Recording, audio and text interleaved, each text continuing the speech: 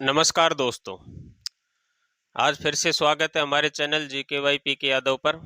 आज हम देखेंगे कि राजस्थान में जो टोटल 19 जो नए ज़िले बनाए गए हैं, उसके पश्चात राजस्थान की ज्योग्राफी और हिस्ट्री पर कितना प्रभाव पड़ा है, कौन कौन से जो तहसीलें हैं वो किस ज़िले में मिला दी गई हैं, ठीक है, और आपका ज़िला कौन सा पड़ता है, ये सब के बारे में जानकारी। साथ में आपको ये भी पता चलेगा कि आपका ज़िला आपका ज़िला कौन से संभाग में आता है, ठीक है, आपका डिस्ट्रिक्ट कौन सा लगता है। उसके साथ ही हम यूट्यूब के इतिहास में पहली बार हम आपको बताएंगे नए ज़िलों का इतिहास और उसकी भौगोलिक स्थिति और उसका भूगोल, ठीक है। तो आज हम सबसे पहले दो ज़िलों को शामिल करेंगे। कौन कौन से दो ज़िले आज हम पढ़ेंगे? आज हम दो जिले हैं, उनमें हम सबसे पहले पढ़ेंगे डीग। ये डीग को भरतपुर से काट कर क्या बनाया गया है, नया जिला घोषित किया गया है, ठीक है। एक पढ़ेंगे हम राजस्थान का सबसे छोटा जिला दूदू, ठीक है, दूदू के बारे में आज हम पढ़ेंगे। तो सबसे पहले मैं आपको बता दूं, डीग के अंदर 9 तहसीलों को मिलाकर, कितनी 9 तहसीलों को मिलाने के बाद जिला बनाया गया है। साथ ही हम देखेंगे कि डीग है जो अभी हरियाणा को टच करता है। किसको टच करता है? डीग अभी हरियाणा को टच करता है, ठीक है। उसके अंदर हम देखेंगे हरियाणा के अंदर कि कौन कौन से जिले राजस्थान के अभी हरियाणा के बॉर्डर को टच कर रहे हैं, ठीक है। और थोड़ा सा हम देखेंगे कि जो भौगोलिक स्थिति है उसके अंदर क्या बदलाव आया है। और उसके साथ ही दूदू के बारे में भी हम देखेंगे कि जो दूदू जिला बनाया है वो जयपुर से काट कर बनाया है, ठीक है। तो आज कौन कौन से दो जिले पढ़ेंगे हम? दूदू और डीग। आइए शुरू करते हैं, ठीक है। और इसी प्रकार से हम रोज दो जिले हम डेली हम इसके सीरीज के अंदर देखेंगे। राजस्थान के टोटल 19 जिलों को, नए जिलों को पहले कवर करेंगे, उसके पश्चात फिर हम पुराने जिलों को छेड़ेंगे, ठीक है। आइए देखो डीग जिला। डीग को जिला कैसे बनाया गया है कि डीग को भरतपुर से अलग करके बनाया है। भरतपुर से अलग करके डीग को जिला बनाया है। भरतपुर में भी जाटों का राज रहा था और डीग में भी जाटों का राज रहा। पहली बात तो ये कौन सी रियासत हो गई? अभी जाट रियासतों में 3 जिले आएंगे, ठीक है। पहले दो जाट रियासत हुआ करती थी, भरतपुर और धौलपुर। अभी एक जिला और बन गया है डीग। तो अब कितने जिलों में राज हो गया? भरतपुर का राज आएगा, जाटों का राज 3 जिलों में आएगा, डीग, भरतपुर और धौलपुर। देखो प्रारंभिक समय में क्या था कि भरतपुर की जो राजधानी थी वो डीग हुआ करती थी राजा बदन सिंह के समय में। तो पुरानी राजधानी भरतपुर की कौन सी हुआ करती थी? डीग हुआ करती थी। और डीग को पहली बार राजधानी किसने बनाया? राजा बदन सिंह ने बनाया, महाराजा बदन सिंह ने बनाया। और महाराजा बदन सिंह है जो इनको डीग है जो रियासत कौन देता है? डीग की रियासत देता है सवाई जयसिंह। कौन देता है? जयपुर के महाराजा सवाई जयसिंह। कौन देते हैं? जयपुर के महाराजा सवाई जयसिंह। महाराजा सवाई जयसिंह, सवाई जयसिंह, ठीक है, महाराजा सवाई जयसिंह देते हैं। तो ये क्या है कि पहली राजधानी होती है भरतपुर के जाट वंशों की, पहली राजधानी, जाटों की पहली राजधानी, ठीक है। और उस समय इसको राजधानी कौन बनाते हैं? बदन सिंह बनाते हैं, महाराजा बदन सिंह। और जो महाराजा विश्वेंद्र सिंह है वो भी इसी वंश से चले आ रहे हैं। कौन? महाराजा विश्वेंद्र सिंह। महाराजा विश्वेंद्र सिंह डीग से क्या है? अभी विश्वेंद्र सिंह डीग से अभी MLA विधानसभा के सदस्य हैं विश्वेंद्र सिंह।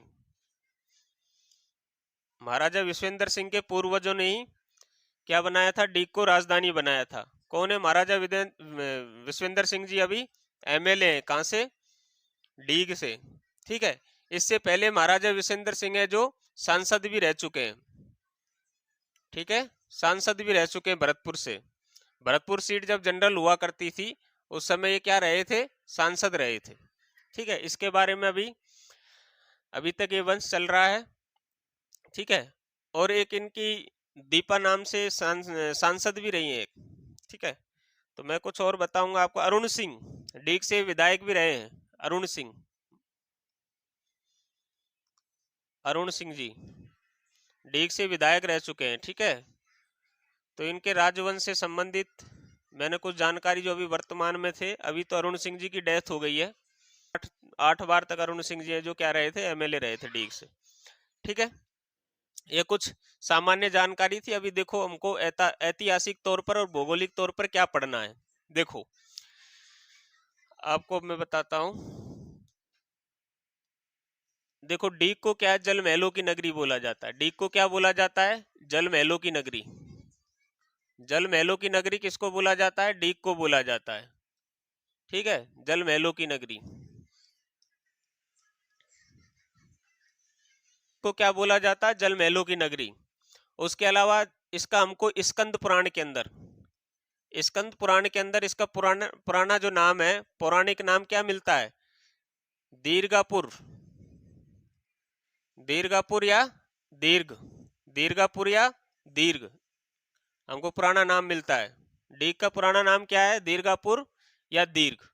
और डीग को क्या कहा जाता है, जल महलों की नगरी। इसके अलावा देखो कितनी चीज हो, एक दो और एक तीसरा, देखो डीग के बेर फेमस है। क्या, बेर, बेर बहुत फेमस है डीग के। ठीक है, इसके अलावा और देखो और सामान्य जानकारी।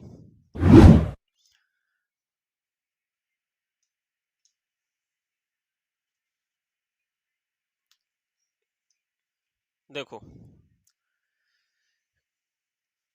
डीग के राजधानी बनने के संबंध में मैं आपको थोड़ा सा बता देता हूं कि महाराजा विश्वेंद्र, राजधानी किसने बनाया था, महाराजा विश्वेंद्र सिंह, सॉरी बदन सिंह ने। राजधानी किसने बनाया, महाराजा बदन सिंह ने।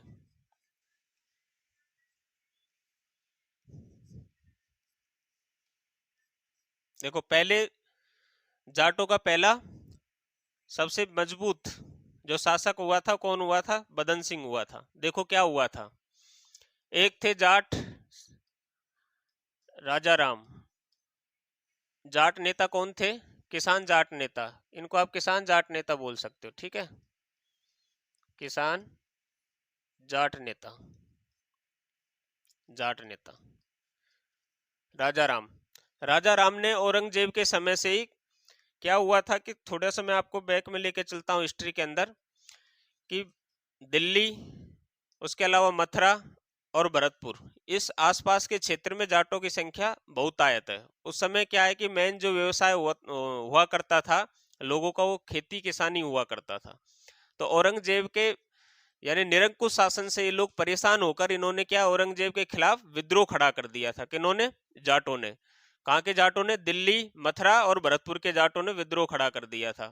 किसके खिलाफ, औरंगजेब की निरंकुश योजनाओं का खिलाफ में। ठीक है, तो जो यहाँ के जाट थे, दिल्ली और कहाँ के, भरतपुर के जाट, दिल्ली और भरतपुर के जाटों ने किसको नेता चुना, राजा राम जाट को।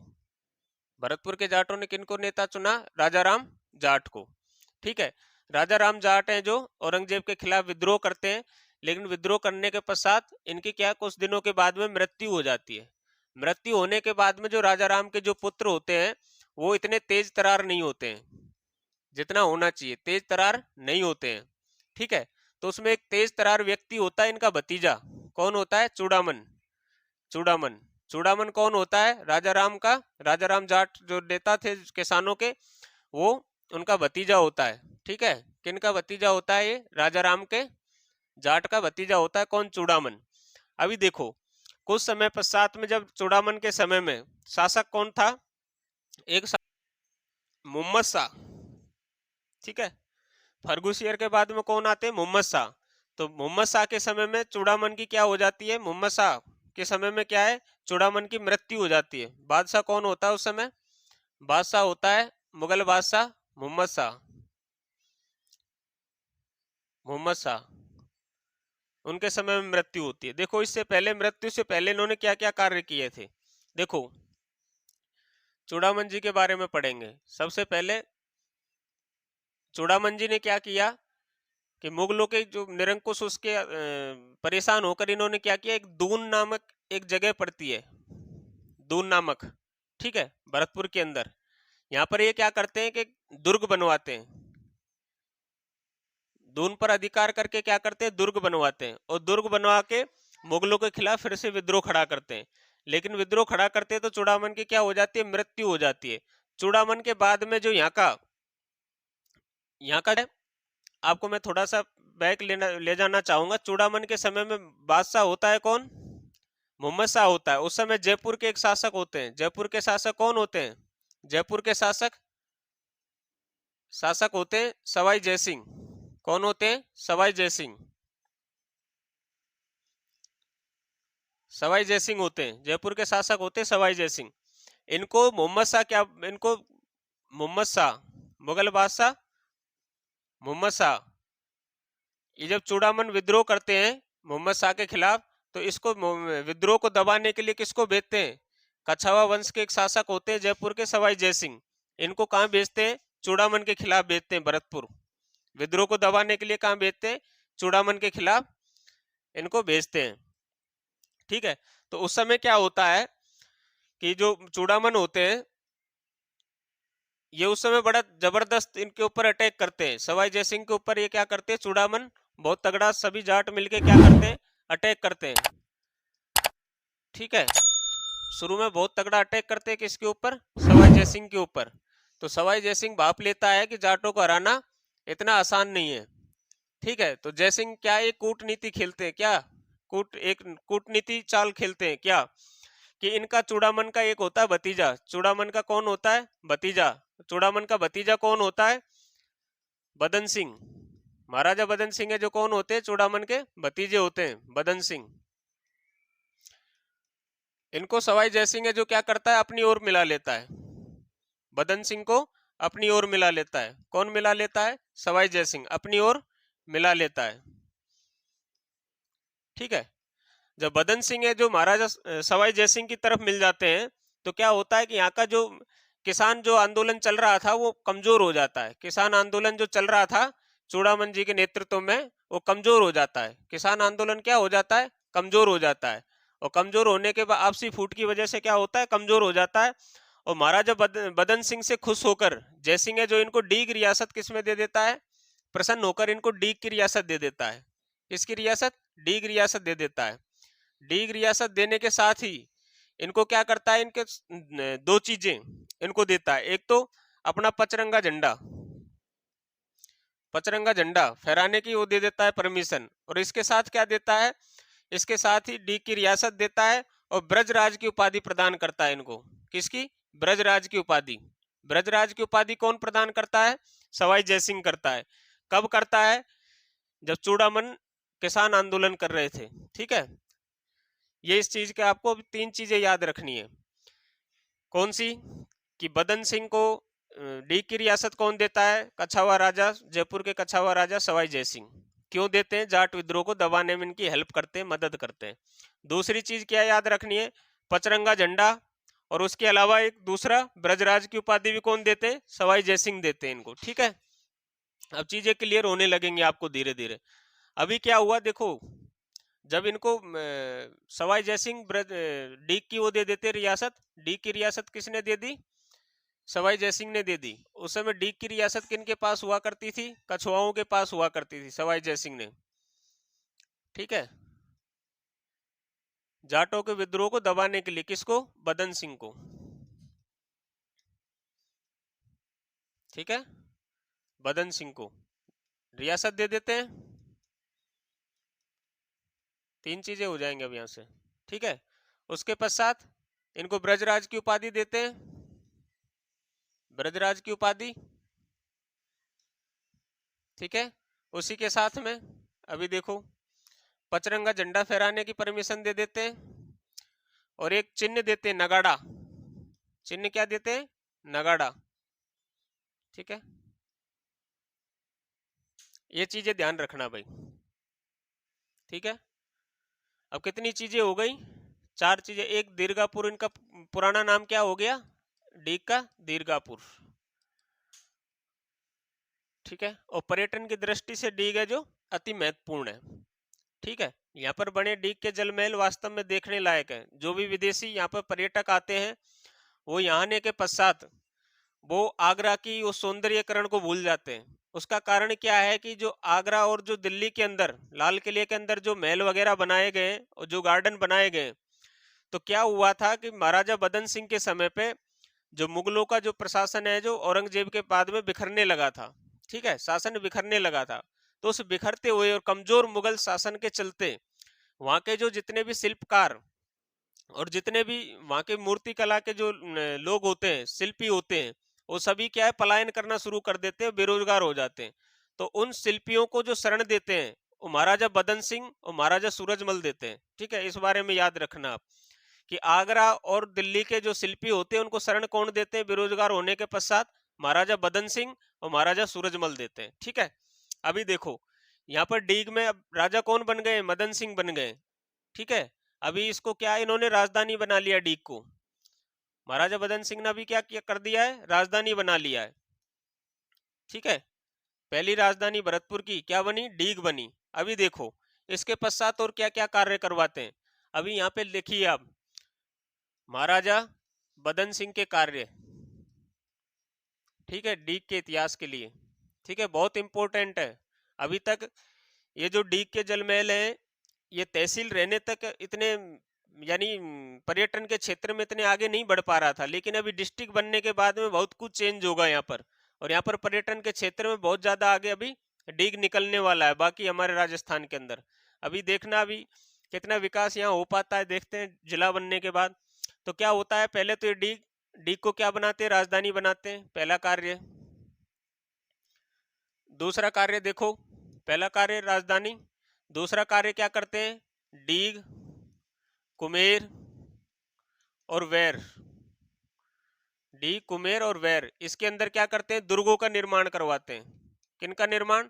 दुर्गों का निर्माण करवाते हैं। और दुर्गों का जब निर्माण होगा तो क्या होगा? जाट साम्राज्य मजबूत होगा। ठीक है, और तीसरा कार्य क्या करते हैं? डीग के अंदर जो डीग का भी जो किला है उसके अंदर महल बने हुए हैं, उन महलों का निर्माण भी कौन करवाते हैं? उन महलों का निर्माण भी कौन करवाते हैं? बदन सिंह करवाते हैं। ठीक है, उसके अलावा देखो, उसके अलावा दुर्ग हो गया, महल हो गए, राजधानी हो गया, शिल्पियों को क्या देते हैं? आश्रय। आगरा व दिल्ली के शिल्प कलाकारों को, शिल्प कलाकारों को क्या देते हैं? आश्रय देते हैं। कौन देते हैं? बदन सिंह। ठीक है, महाराजा बदन सिंह। ये चार चीजें अति महत्वपूर्ण है। अभी आगे और देखेंगे हम क्या क्या करवाएंगे। इनके बाद में शासक कौन बनती है? अपने जीते जी अपने पुत्र महाराजा सूरजमल को क्या बना देते हैं? शासक बना देते हैं। अपने जीते जी महाराजा सूरजमल को क्या बना देते हैं? शासक बना देते हैं। महाराजा सूरजमल को शासक बना देते हैं। देखो एक थोड़ी सी बात याद रखना, जो डीग के जल महल है ना, सॉरी डीग के जो महल बनवाए थे वो 1621 में बनवाए थे। 1621 ईस्वी में किसने बनवाए थे? बदन सिंह ने बनवाए थे। ठीक है, इस चीज को नोट कर लेना, एक मैं भूल गया था। ठीक है, अभी देखो महाराजा सूरजमल क्या करते हैं। महाराजा सूरजमल के बारे में देखो थोड़ा सा, किसी दिन में इतिहास की क्लास में अच्छे से महाराजा सूरजमल के बारे में बताऊंगा। इनका इतिहास काफी गौरवपूर्ण भरा है। ठीक है, देखो महाराजा सूरजमल के बारे में, महाराजा सूरजमल को जाटों का क्या कहा जाता है? अफलातून। जाटों का अफलातून, जाटों का अफलातून किसको कहा जाता है? अफलातून। ठीक है, और जाटों का प्लूटो या फिर जाटों का प्लूटो, ये दो चीजें याद रखना महाराजा सूरजमल के बारे में। ठीक है, इसके अलावा देखो बदन सिंह ने उस समय तक साम्राज्य को इतना सुदृढ़ कर दिया था कि जो बदन सिंह जी ने अपना जो साम्राज्य है ना कहां तक फैला दिया था? भरतपुर व आगरा तक। भरतपुर प्लस आगरा तक, इतने मजबूत शासक हुए थे बदन सिंह जी। इनको तो फिर उसमें क्या है, महाराजा सूरजमल को एक बना बनाया क्या मिल गया था? बना बनाया एक साम्राज्य मिल गया था। अब इनकी जिम्मेदारी मेन क्या थी? कि इसको बचाए रखना। ठीक है, तो महाराजा सूरजमल ने इसको बहुत अच्छे से बचाए रखा। उसके पश्चात क्या होता है देखो, महाराजा सूरजमल क्या करते हैं उसके पश्चात देखो, महाराजा सूरजमल की उपाधियां बता दी। उसके बाद में देखो महाराजा सूरजमल है जो डीग के अंदर क्या करते हैं? डीग के अंदर महाराजा सूरजमल है जो किले का या दुर्ग का निर्माण करवाते हैं। किसका निर्माण? दुर्ग का निर्माण। और ये दुर्ग भी सेम भरतपुर के दुर्ग के जैसे ही बना हुआ है, ज्यादा फर्क नहीं है इसके अंदर। देखो महलों का निर्माण तो करवाया था इनके पिताजी बदन सिंह जी ने, और इन महलों के चारों तरफ, इन महलों के चारों तरफ क्या बनवा दिया? अभी अभी एक किले का निर्माण करवा दिया। ठीक है, इस प्रकार से एक किला है ठीक है। इसके चारों ओर क्या है? खाई है, इसके चारों ओर खाई बनी हुई है। इसके चारों ओर क्या बनी हुई है? खाई बनी हुई है। इसको खाई मान लेना भाई, ठीक है। और ये इसका मेन गेट है, और इस मेन गेट का क्या नाम है? शाह बुर्ज। शाह बुर्ज। और देखो, बुर्ज को क्या बोला जाता है? बुर्ज एक तरीके का, जो बुर्ज के बारे में कौन अच्छे से बताएगा आपको? फौजी आदमी अच्छे से बताएगा। बुर्ज का मतलब होता है वाच टावर। क्या होता है? Watch tower. वाच टावर का मतलब होता है जहां से निगरानी रखी जा सके, ऐसा टावर जहां से आसानी से निगरानी रखी जा सके। आपने कई फिल्मों में देखा होगा, हमारे राजस्थान बॉर्डर पर भी क्या बने हुए हैं? बुर्ज बने हुए हैं, यानी कि वाच टावर बने हुए, उसी को बुर्ज बोला जाता है, ठीक है। तो जो इसका मेन गेट है, यहाँ पर एक शाह बुर्ज बनी हुई है 50 गज की। आप अनुमान लगा लीजिए 50 गज कितना होता है, ठीक है। और जो इस किले का जो निर्माण करवाया है ना, ये जो किले का निर्माण करवाया गया है, इसकी दीवारों में किसका प्रयोग किया गया? मिट्टी का प्रयोग किया गया है। किसका प्रयोग? मिट्टी का। अंदर इसके मिट्टी भरी है, यानी एक दीवार इधर की तरफ बनी है, एक दीवार अंदर की तरफ बनी है, और इसके बीच में क्या भरी है? मिट्टी भरी है। और मिट्टी किस लिए भरी गई है? कि अगर कोई बाह्य शासक अगर इसके ऊपर तोप खाने का प्रयोग करे, तोप खाने का भी प्रयोग करे, तो दीवार आसानी से टूटे नहीं। तोप खाने के प्रयोग से भी दीवार टूटती नहीं है, मिट्टी भरने के कारण, ठीक है। तो एक देखो, ये इतना मजबूत किला क्यों था? भरतपुर के और डीग के किले इसी वजह से मजबूत थे। यहाँ के जो शासक थे वो जानते थे कि अंग्रेज या मराठा तोप खाने का प्रयोग करेंगे, मुगल भी तोप खाने का प्रयोग करेंगे, तो उन तोप के गोलों से बचने के लिए क्या करते हैं? मिट्टी से किले का निर्माण करवाते हैं। पहले दीवार बनवाते पत्थर की, फिर अंदर से एक दीवार बनवाते पत्थर की, और इसके अंदर क्या करते हैं? मिट्टी भरवा देते हैं, ठीक है। काफी चौड़ी दीवार है ये भाई, ठीक है। इसके अंदर एक चीज और फेमस है, महलों का निर्माण तो बदन सिंह जी ने करवा दिया। उसके बाद में क्या है? किले का निर्माण किसने करवाया? सूरजमल जी ने करवाया किले का निर्माण। उसके पश्चात देखो, यहाँ एक तोप है। कौन सी? इस किले के अंदर यहाँ पर एक तोप रखी हुई है इस किले के अंदर। क्या नाम है उस तोप का? लाखा तोप। क्या नाम है? लाखा तोप। तोप का क्या नाम है? लाखा तोप। देखो, अभी लाखा तोप भी बहुत फेमस है। लाखा तोप के बारे में देखते हैं। देखो, लाखा तोप के बारे में कहा जाता है, इसको खाली एक ही बार चलाया गया था। लाखा तोप को खाली एक ही बार चलाया गया है, एक ही बार प्रयोग किया गया है। वो कब किया गया था? दिल्ली के लाल किले को तोड़ने के लिए। कब किया था?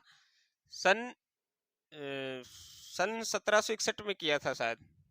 डेट एक बार मैं कंफर्म कर लेता हूँ। 1761 में, जवाहर सिंह जी के समय, ठीक है। तो एक ही बार प्रयोग किया गया है। कब किया गया था? सन 1761 ईस्वी में एक ही बार इसको चलाया गया है। और इसके बारे में बताया जाता है, जब इसको चलाया गया तो इसने लाल किले का जो दरवाजा है, लाल किले के दरवाजे को तोड़ दिया था। लाल किले के दरवाजे को तोड़ दिया था। और इसकी गर्जना की वजह से, यानी गर्जन की वजह से, हजारों लोग क्या हो गए थे? बहरे हो गए थे। जहां जहां जिस क्षेत्र के ऊपर से तोप का गोला निकला था, उसकी गर्जन से क्या हो गया था कि लोग बहरे हो गए थे, ठीक है। और जो महिलाएं गर्भवती थी, उनके गर्भ गिर गए थे, ठीक है। ऐसा ऐसा बताया जाता है, ठीक है। गर्भवती महिलाओं के गर्भ गिर गए थे, गर्भवती, ठीक है, ऐसा बताया जाता है। और इस तोप के बारे में देखो थोड़ा सा और है। लाखा तोप इसका नाम क्यों पड़ा? ये 1 लाख किलो, 1 लाख किलो लोहे की बनी हुई है। किसकी? 1 लाख किलो लोहे की बनी हुई है, इसलिए इसका नाम क्या कहलाया? लाखा तोप कहलाया। और इसकी जो मारक क्षमता वो कितनी थी? 300 किलोमीटर। मारक क्षमता कितनी थी? 300 किलोमीटर, ठीक है। ये कुछ दुर्ग और महल के बारे में जानकारी होगी। अभी देखो, हम पढ़ेंगे अभी थोड़ा सा जल महलों को। और डीग है जो वास्तव में जल महलों के लिए फेमस है। तो इसके बिना डीग का इतिहास अधूरा है, स्थापत्य कला अधूरी रह जाएगी डीग की। देखो, डीग के जल महल, ये देखो डीग के जल महल। अब जल महलों में देखो कौन कौन से भवन बने हुए या महल बने हुए हैं। देखो, सबसे पहले सूरज भवन, सबसे प्रतापी शासक कौन हुए? सूरज जी, महाराजा सूरजमल, तो सूरज भवन। ठीक है। और देखो गोपाल भवन, गोपाल भवन। ठीक है। उसके अलावा देखो गोपाल सूरज भवन, गोपाल भवन, किशन भवन।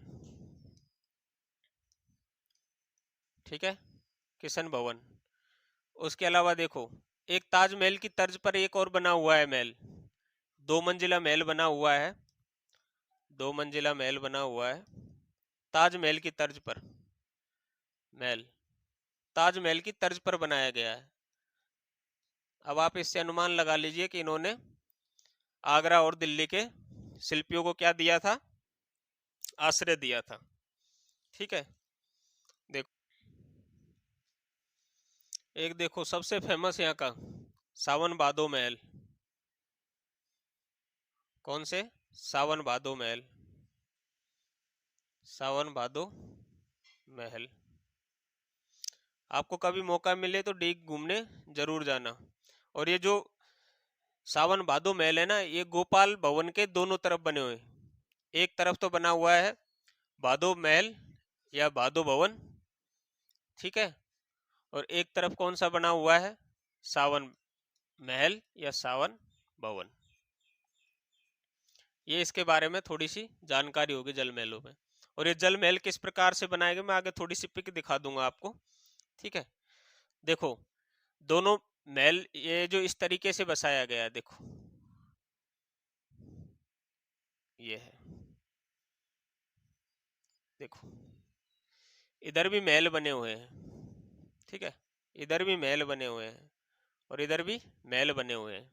ठीक है, ये पीछे एक जाने का रास्ता है एक। ठीक, ये क्या है? Main gate. ठीक है, और मेन गेट को क्या बोलते हैं? सिंह द्वार।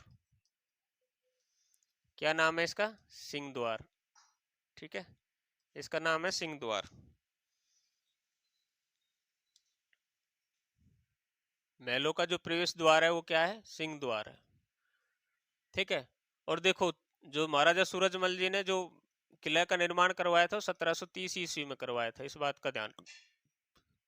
और इन डीग के जल महलों को बनाने की आवश्यकता क्या पड़ी थी? ग्रीष्मकालीन अवकाश हेतु। महाराजा इसका प्रयोग करते थे ग्रीष्मकालीन अवकाश हेतु, क्योंकि सूरजमल के समय डीग की जो जाट रियासत थी उसकी राजधानी किसको बना देते? सूरजमल भरतपुर को बना देते हैं। तो यहाँ पर बाकी के राजा महाराजा जो ग्रीष्मकालीन अवकाश के लिए यहाँ पर आया करते थे।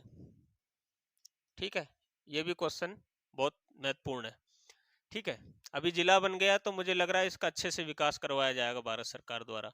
यहाँ पर ये चारों इनके इधर देखो ये तालाब बना हुआ है, भारत सरकार करेगी, भारतीय पुरातत्व सर्वेक्षण विभाग सेंट्रल गवर्नमेंट के अधीन है। ये देखो दोनों तरफ क्या बनवाए हुए हैं? तालाब बनवाया हुआ है। और तालाब के अंदर क्या किया गया है? महल का निर्माण किया गया है।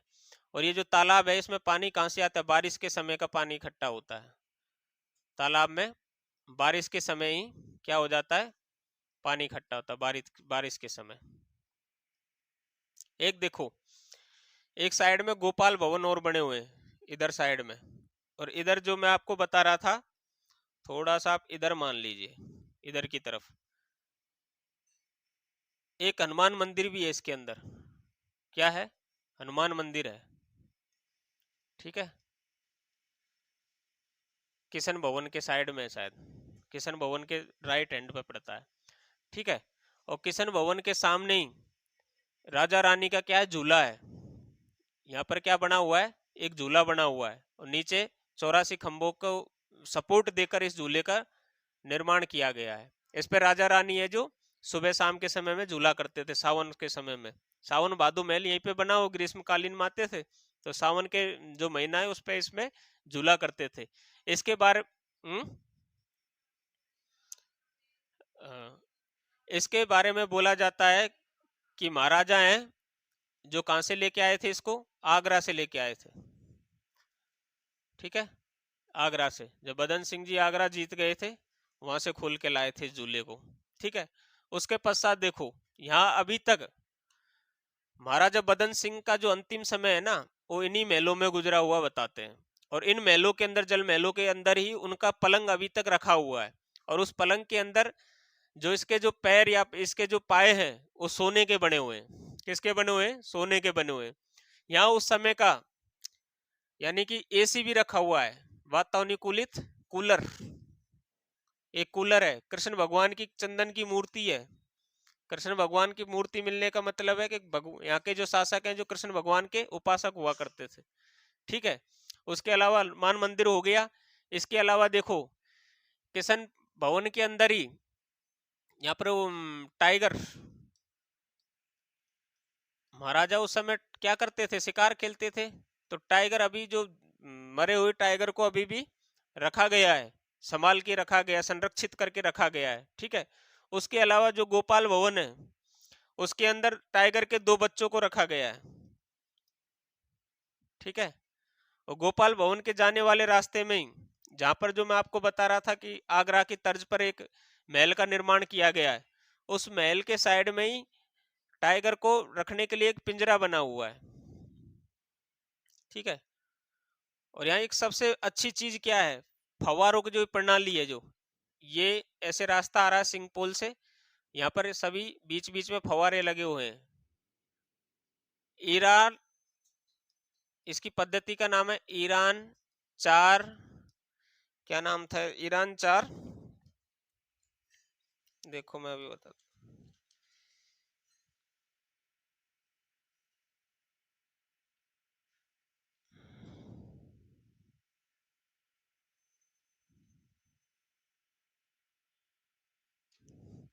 ईरानी 4 बाग पद्धति। ईरानी 4 बाग पद्धति, ये फव्वारों की पद्धति है भाई।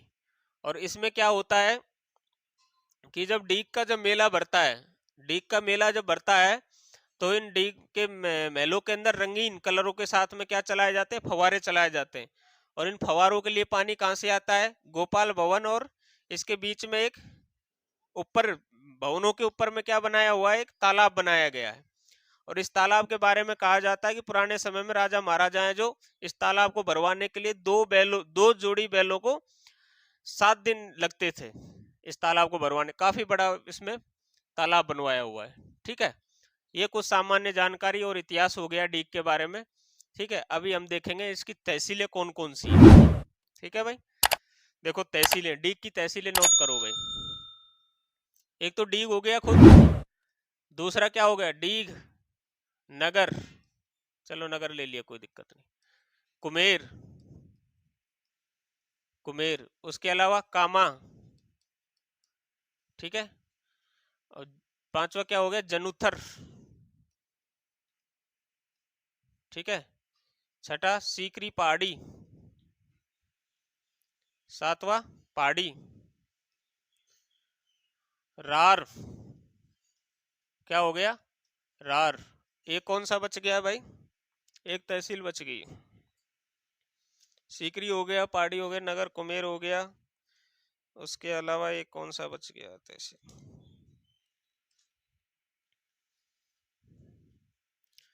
हाँ, डीग नगर कुमेर कामा जनुथर सीकरी पहाड़ी रार। और एक बच गया भाई आपका जुरहरा। 9वीं तहसील है जो कौन सी है? जुरहरा। ठीक है। ये 9 तहसीलें हैं डीग के अंदर, इनको शामिल किया गया है। ठीक है। ये तो हो गया कुछ सामान्य जानकारी। अभी देखो नगर की जलेबी फेमस है, ध्यान रखना। जलेबा, बड़े बड़े जलेबा बनाए जाते हैं भाई यहाँ पे बहुत बड़ी आकृति के मोटे मोटे जलेबा बनाए जाते हैं। ठीक है। हम्म, 1-1 किलो तक के, आधा आधा किलो के यहाँ पर जलेबा बनाए जाते हैं नगर के अंदर। ठीक है। कामा का मैंने आपको उस दिन बताया था फर्स्ट वाली वीडियो में। कामा में एक 84 खंभों की छतरी है, यहाँ पर 84 खंभों की छतरी। ये भी पुरातत्व विभाग के अंदर ही आता है, कामा का जो ये 84 खंभों की छतरी है जो। उसके अलावा देखो सीकरी पहाड़ी। सीकरी पहाड़ी है जो एक सांप्रदायिक दंगे हुए थे, सांप्रदायिक दंगे, दंगे हुए थे। मुझे लग रहा है 2007-8 के आसपास हुए थे। मैं डेट देख के अगली वीडियो में बता दूंगा आपको, ठीक है। उसके अलावा कुमेर के डीग के बारे में सब कुछ बता ही दिया। कुमेर का दुर्ग है जो मैंने बता दिया, बदन सिंह ने बनवाया था कुमेर के अंदर दुर्ग, ठीक है। एक आपको याद रखना है लक्ष्मण मंदिर। लक्ष्मण मंदिर देखो भरतपुर के अंदर भी है, डीग के अंदर भी है, ठीक है। और कुछ बचा नहीं है डीग के अंदर। अभी देखो ये हमारा हो गया पहला जिला पूरा डीग। अभी हम पढ़ेंगे थोड़ा सा दूसरे जिले। मैंने आपको पहले ही बोला था, प्रॉमिस किया था कि आज मैं 2 जिले पढ़ाऊंगा आपको। अगला जिला पढ़ेंगे हम दूदू, ठीक है।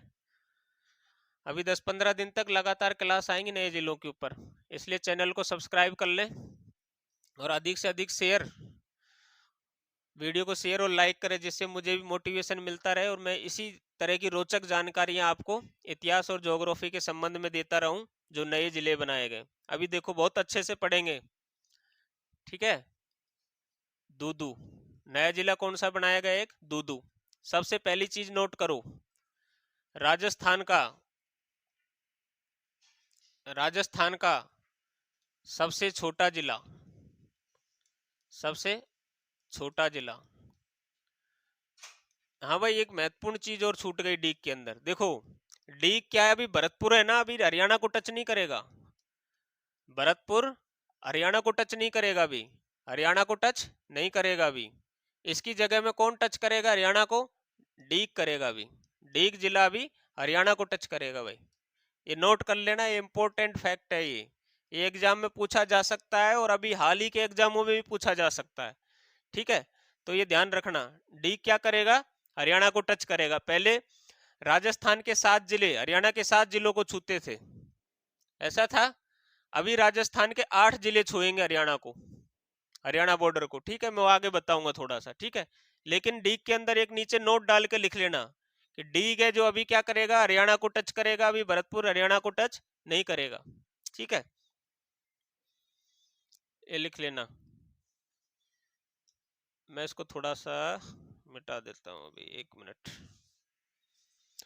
ठीक है। राजस्थान का सबसे छोटा जिला, ठीक है। उसके बाद में दूसरा पॉइंट लिखिए कि इसके अंदर 3 तहसीलों को शामिल किया गया है, ठीक है। वो बाद में लिखेंगे, चलो एक लिखो। ये NH 8 पर स्थित है। कहां पर? NH 8 पर स्थित है। जयपुर और अजमेर के बीच में, जयपुर और अजमेर के बीच में NH 8 पर स्थित है। उसके अलावा देखो 63 किलोमीटर, जयपुर से इसकी दूरी 63 किलोमीटर के लगभग है। कितनी है? जयपुर से 63 किलोमीटर इसकी दूरी है। और इससे जो बॉर्डर टच करेगा वो इससे टच करेगा जयपुर शहर, जयपुर शहर इससे टच करेगा। ऊपर वाले सभी क्या हैं? ग्रामीण है, और नीचे वाले क्या है? सभी शहर हैं। चाहे जोधपुर शहर होगा वो भी ऊपर वाला होगा, जयपुर शहर भी, सॉरी जयपुर ग्रामीण ऊपर वाला क्षेत्र होगा।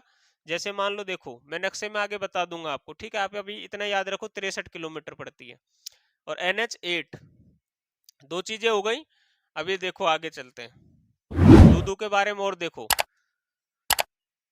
बड़ा दू आएगा भाई, दूदू नाम से स्पष्ट है, छोटा दूदू गोवा है, ठीक है। इसके अलावा देखो दूदू के अंदर 3 तहसीलों को शामिल किया गया है। कितनी तहसीलों को? 3 तहसीलों को शामिल किया गया है। लिखो पहला मौजमाबाद, लिखो मौजमाबाद। दूसरा लिखो दूदू खुद, स्वयं हो गया दूदू। तीसरा फागी, तो फागी का हमें कहीं पढ़ने को नहीं मिला अभी तक इतिहास और उसमें ज्योग्राफी, फिर भी होगा तो कुछ अगली वीडियो में हम बता देंगे, ठीक है।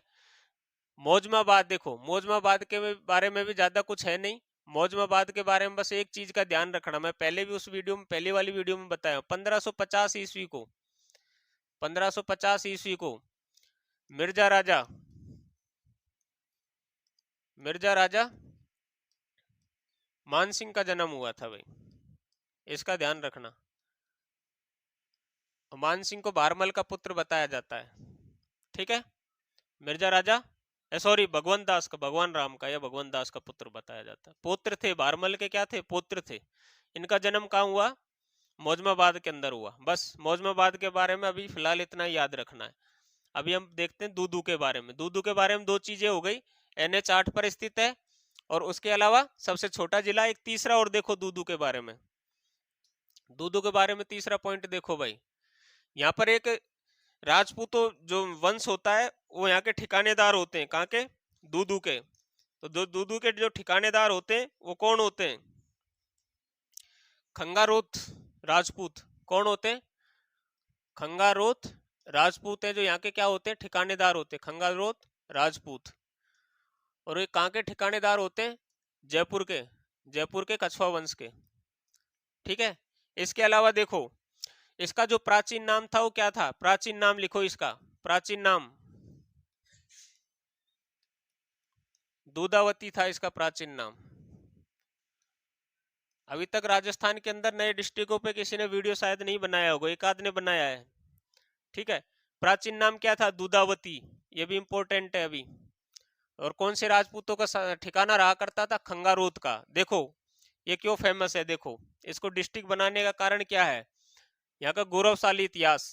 क्या है गौरवशाली इतिहास? देखो तुंगा का युद्ध हुआ था। किसका युद्ध हुआ था? तुंगा का युद्ध। किन किन के बीच हुआ था? देखो सवाई प्रताप सिंह, जयपुर के कौन थे? जयपुर के कछुआ वंश के शासक थे सवाई प्रताप सिंह, सवाई प्रताप सिंह। और इधर में मराठा की तरफ से कौन थे? महादजी सिंधिया। कौन थे? महादजी सिंधिया। ठीक है। और कब लड़ा गया था ये लड़ाया गया था 28 जुलाई, यानी 28/7 और 1787। सभी साथ ही साथ हैं इसमें, बहुत सारे साथ। 28/7/1787 ईस्वी को क्या लड़ा गया था? तुंगा का युद्ध। तो देखो एक तो विजय सिंह जी लड़े थे जोधपुर के मारवाड़ के। ठीक है, इनके साथ तुंगा का युद्ध भी यही देख लेते हैं। देखो मारवाड़ के कौन लड़ते हैं? विजय सिंह जी। मारवाड़ के विजय सिंह जी लड़ते हैं। ठीक है। और इधर और कौन लड़ते हैं इनके साथ में? दूदू के उस समय जो खंगारोत जो राजपूत थे वो कौन थे उस समय पे? एक थे पहाड़ सिंह,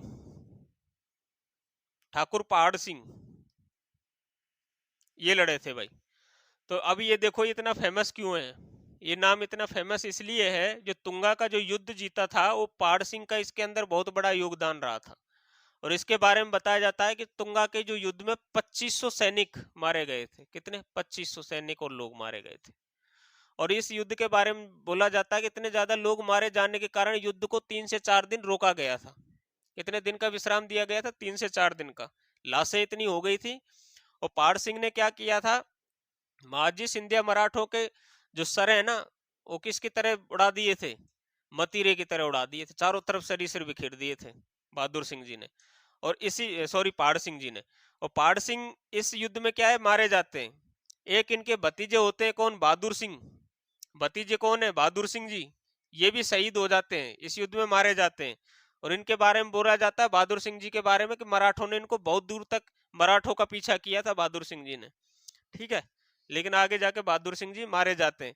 पहाड़ सिंह के बारे में देखो एक चीज और कि 3 पुत्रों की भी मृत्यु किसके अंदर हो गई थी? लड़ते हुए, तुंगा के युद्ध में लड़ते हुए। तो इस प्रकार से टोटल 7 राजपूत शासक यानी ठिकानेदार मारे जाते हैं। एक ही परिवार से 7 लोग मारे जाते हैं इस युद्ध के अंदर, तुंगा के युद्ध में।